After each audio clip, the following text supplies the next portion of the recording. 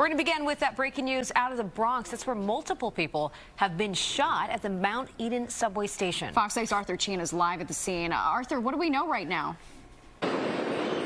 What we know is that there's a massive police presence here because two of the suspects involved in this shooting are still at large right now. So the search is going on there. Jerome Avenue is closed off, and you're looking at the police presence right outside the subway station itself.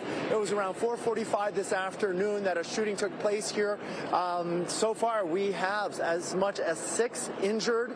2 are women. 4 of the victims are male, and the status that we're given at this early time that we caution is that 4 of the injuries are considered serious. 1 of those injured is in critical condition, and 1 has died from their injuries as a result of this shooting. Now, an NYPD source says that they're looking into right now if this is a dispute that spilled over from a school that led to the shooting. Now, let's take a look at Skyfox video right now from up above. It shows the crime scene itself.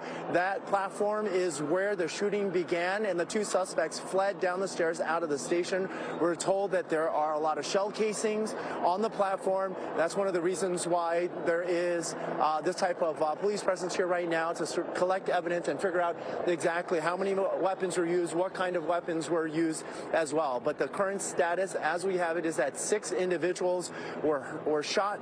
4 of them are men, 2 of them are women. 1 of them is classified a pediatric case, but it is unclear what that age might be, if the person is 15 or 3. We're still trying to sort that out because this investigation is in its early stages. We're still trying to find out. But again, we are told right now that 1 person is dead, 1 person is in critical condition, and 4 others are in serious condition as a result of this shooting, as police continue to look for the 2 suspects who fled on foot from the scene here. That's the latest from the Mount Eden section of the Bronx. Arthur Chien, Fox 5 News. Bianca, Natasha, back to you guys.